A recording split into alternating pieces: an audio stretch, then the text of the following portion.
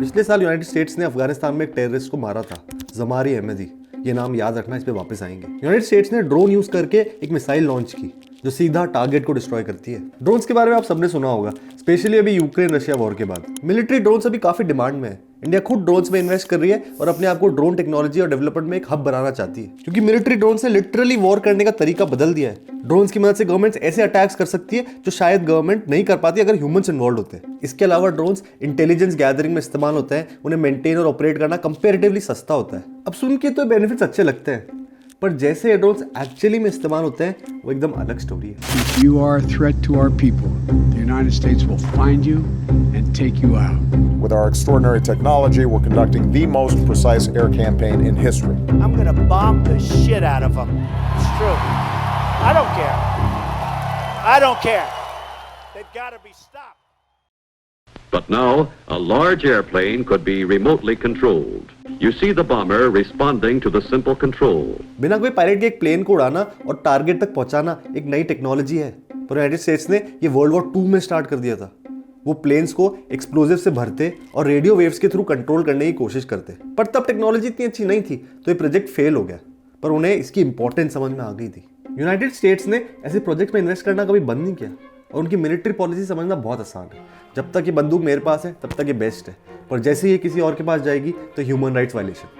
और ये सब स्टार्ट हुआ 9/11 अटैक्स के बाद। यूनाइटेड स्टेट्स में जब 9/11 अटैक्स हुए उसके बाद उन्होंने एक जॉइंट रेजोल्यूशन पास किया, बेसिकली जो कहता है जिन्होंने भी अटैक्स किए उनसे बदला लेना अब यूनाइटेड स्टेट्स की कॉन्स्टिट्यूशनल रिस्पॉन्सिबिलिटी है। अमेरिका ने हर वो कंट्री जिसमें अलकायदा की थोड़ी सी भी प्रेजेंस था मिलिट्री ऑपरेशन स्टार्ट कर दी, और उनका फेवरेट तरीका था ड्रोन्स के थ्रू बॉम्ब्स गिराना। और सेंस भी बनता है, आप अपनी मिलिट्री को बिना खतरे में डाले डायरेक्टली बस बॉम्ब गिरा दो और आप खतरनाक टेररिस्ट जैसे जमारी अहमदी को मार सकते हो। ये 20 साल पुरानी एक न्यूज़ रिपोर्ट है जिसका बहुत अप्रोप्रिएट हेडिंग है, United States licence to kill. और ये रिपोर्ट कुछ सही क्वेश्चंस पूछ रही है कि क्या होगा अगर कोई इनोसेंट आदमी टारगेट के साथ हो।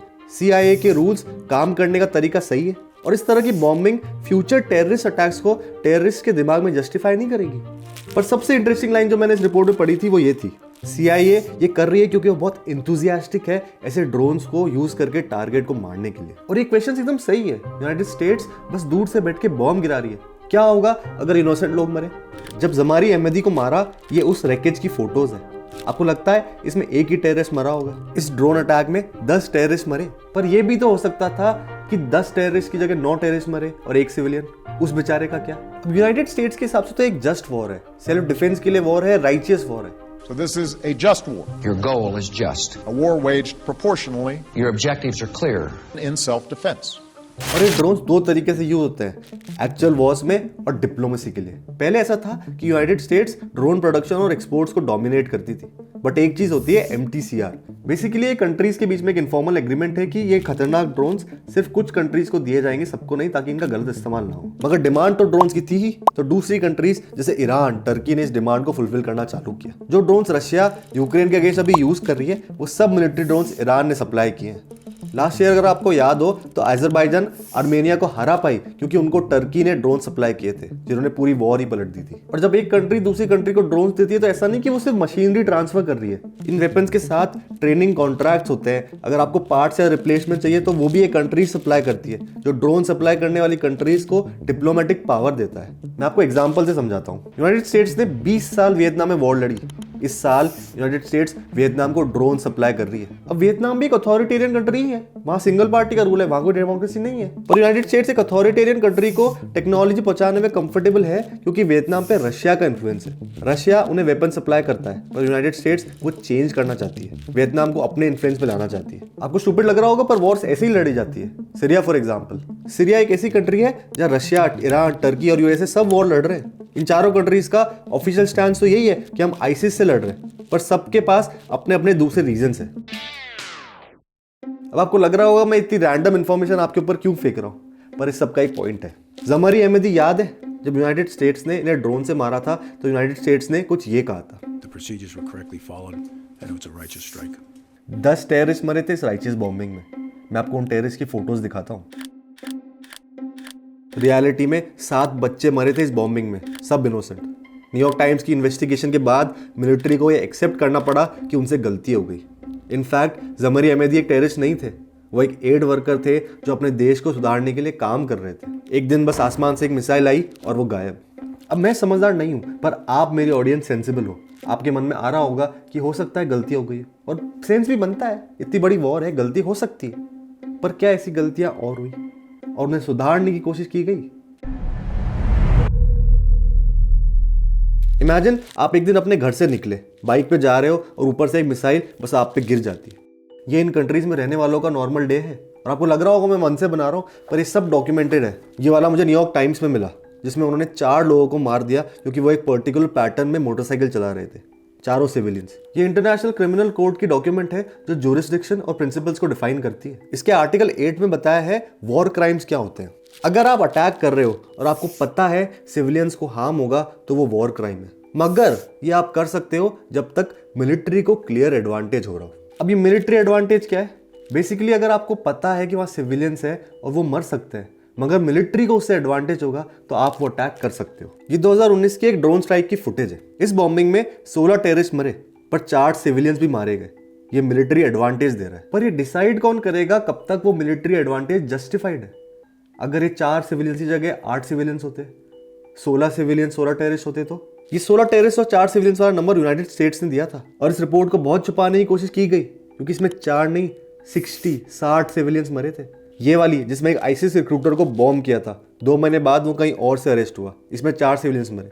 ये आईसिस की बॉम्ब बनाने वाली फैक्ट्री को बॉम्ब किया, जो फैक्ट्री नहीं थी, 9 सिविलियंस मरे इसमें। इनफैक्ट ऐसी बहुत सारी स्ट्राइक्स है जिनमें उन्हें पता था सिविलियंस मारे जाएंगे। इन डॉक्यूमेंट्स में 1300 केसेस हैं जिसमें हजारों सिविलियंस की डेथ्स है, ज्यादातर बच्चे। मिलिट्री ऑफिशियल्स ने सर्वाइवर्स और विटनेसेस को सिर्फ 2 बार इंटरव्यू किए, सवाल पूछे। तो गलतियों से सीखना कभी ऑप्शन था ही नहीं। इनमें एक भी रिकॉर्ड ऐसा नहीं है जो बोले कि हमने गलत किया और कोई डिसिप्लिनरी एक्शन लिया हो। यूनाइटेड स्टेट्स ने हमेशा क्लेम किया कि उनकी बॉम्बिंग प्रिसाइज है, वो सिर्फ वही डैमेज करते हैं जो करना होता है। With our extraordinary technology, we're conducting the most precise air campaign in history. ये पिक्चर यूक्रेन की है जहां रशिया बॉम्बिंग कर रहा है। ये सीरिया में राका, जिसको यूनाइटेड स्टेट्स ने 2017 में बॉम्ब किया था, नहीं सॉरी प्रिसाइज बॉम्बिंग की थी। आपको इनमें कोई डिफरेंस दिख रहा है?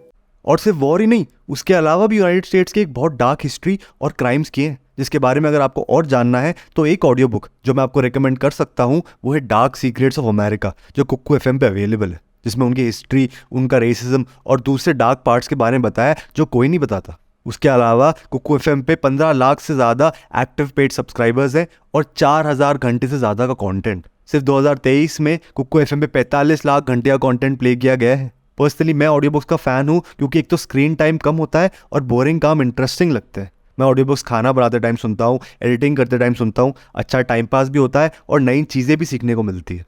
कुक्कू एफएम ने मुझे वीडियो बनाने में सपोर्ट किया है और आपके लिए एक अच्छा इंटरेस्टिंग ऑफर भी है। कुक्कू एफएम आपको फर्स्ट मंथ पे 30% डिस्काउंट दे रहा है, मतलब सिर्फ 69 रुपीज़ में 1 महीना ऑडियो बुक्स। आपको नीचे दिए हुए लिंक पे क्लिक करना है और अगर आप मेरा कूपन कोड BW30 यूज़ करते हैं तो आपको फर्स्ट मंथ पे 30% ऑफ मिलेगा, मतलब 99 की जगह सिर्फ 69 रुपीज़ में, जो मेरे हिसाब से एक बहुत अच्छी डील है। जल्दी से कुक्कू एफएम को ट्राई करो, लिंक्स डिस्क्रिप्शन में है। अब वीडियो पे वापस आते हैं। स्टालिन ने कहा था एक सिंगल डेथ ट्रेजेडी है और लाखों डेथ सिर्फ एक statistic.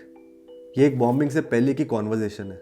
This area is popping, play time cleared hot, splash, building was completely dropped, looks like children as well. 8 civilians मारे गए इसमें, जो अब सिर्फ एक स्टैटिस्टिक है, पर सबकी लाइफ ऐसे इंपैक्ट नहीं होती है। सब लोग स्टैटिस्टिक नहीं बनते। ये रहाफ है, इनकी 11 लोगों की फैमिली थी जिन पे यूएस ने बॉम्ब गिरा दिया, अब ये बस अकेली बची हैं। ये फातिमा, ये 3 महीने की थी जब इनकी पड़ोस के घर की बॉम्बिंग में इनके सर पे कुछ गिरा और अब ये डिसेबल्ड है। और ऐसी हज़ारों हार्ट ब्रेकिंग स्टोरीज़ हैं जो अपनी लाइफ ऐसी डिसेबिलिटीज़, ऐसे ट्रॉमा के साथ निकाल रहे हैं। ये स्टोरीज अब पता चल रही है क्योंकि जर्नलिस्ट अब इन एरियाज में जा पा रहे हैं जहाँ पहले जाना अलाउड नहीं था। और किस लिए? 20 साल यूनाइटेड स्टेट्स ने अफगानिस्तान में वॉर लड़ी, 20 साल। और आप सबने देखा पिछले साल अफगानिस्तान में क्या हुआ। और तालिबान तो अभी भी है। ये जुलियन असांज है, विकीलीक्स के फाउंडर। मुझे लगता है अगर ये कुछ बोल रहे हैं तो इनको ज़रूर सुनना चाहिए। The goal is to use Afghanistan to wash money out of the tax bases of the United States, out of the tax bases of European. War actually में बहुत अच्छा बिजनेस होता है और यूनाइटेड स्टेट्स इसका परफेक्ट एग्जाम्पल।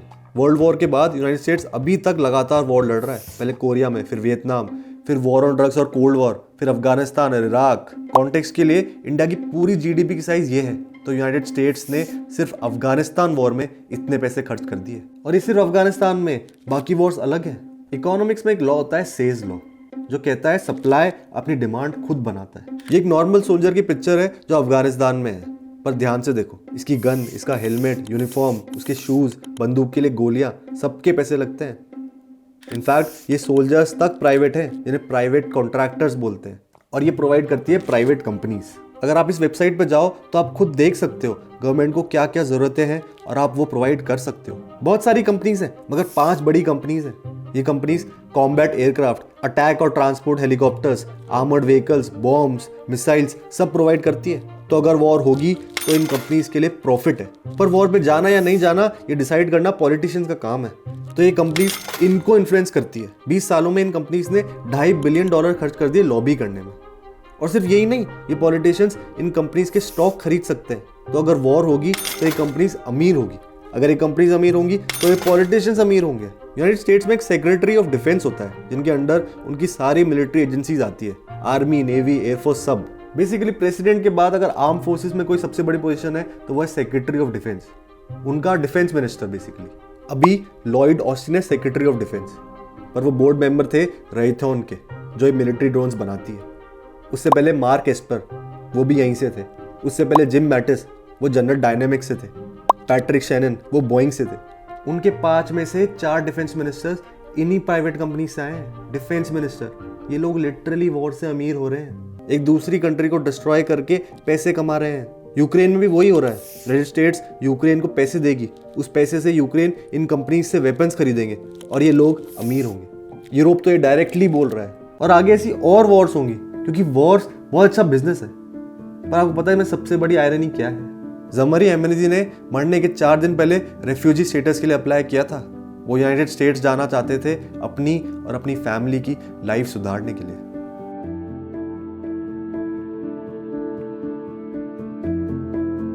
अगर आपको इस वीडियो की क्वालिटी में इंप्रूवमेंट दिख रहा है तो वो मेरे पेट्रॉन्स और डोनर्स और चैनल मेंबर्स की वजह से है, जिन्होंने चैनल को फाइनेंशियली सपोर्ट किया है। अब मैंने ट्राई तो यही किया कि जितना ज़्यादा स्टोरी की तरह रखूं, पर अगर ये वीडियो आपको ज़्यादा इन्फॉर्मेशन हैवी फील हुआ तो प्लीज़ कमेंट करके बताना। आपके फीडबैक से ही मैं बेटर वीडियोस बना पाता हूँ। अगर आप इस चैनल को सपोर्ट करना चाहते हो तो वो आप कर सकते हो, इस वीडियो को लाइक करके, शेयर करके, ताकि एल्गोरिदम ये वीडियो ज़्यादा लोगों तक पहुँचाए।